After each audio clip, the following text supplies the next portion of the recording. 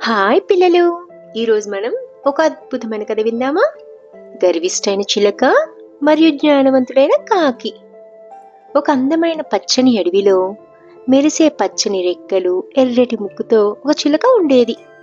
నదిలో తన ప్రతిబింబాన్ని చూసుకున్న ప్రతిసారి తను ఎంత అందంగా ఉన్నానో అనుకుంటూ రోజంతా గర్వపడుతుండేది.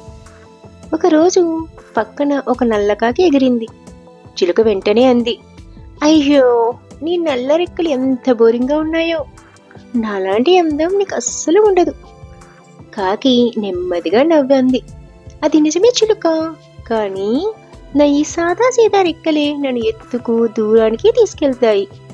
అందం ఒక్కరోజు మోసం చేస్తుంది, కానీ జ్ఞానం ఎప్పుడు మనల్ని కాపాడుతాయి. అదే సమయంలో అడవిలోకి లోపలికి ఒక వేటగాడు వచ్చాడు. చిలుక తన అందాన్ని చూపించాలని పెద్దగా రెక్కల్ని విప్పి మెరిపించింది.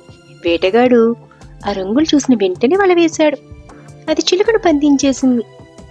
కాని కాకి తన నల్ల రెక్కలను సజువుగా కొడుతూ పటపటా ఎగిరిపోయింది సురక్షితంగా. పిల్లలు, మనసులో ఉన్న మంచి లక్షణాలే నిజమైన అందం. బయట కనిపించే అందం కంటే జ్ఞానం, వినయం ఎక్కువ విలువైనవి. ఇలాంటి మరిన్ని మంచి కథలు వినాలంటే మన ఛానల్ని సబ్స్క్రైబ్ చేయడం మర్చిపోద్దు పిల్లలు.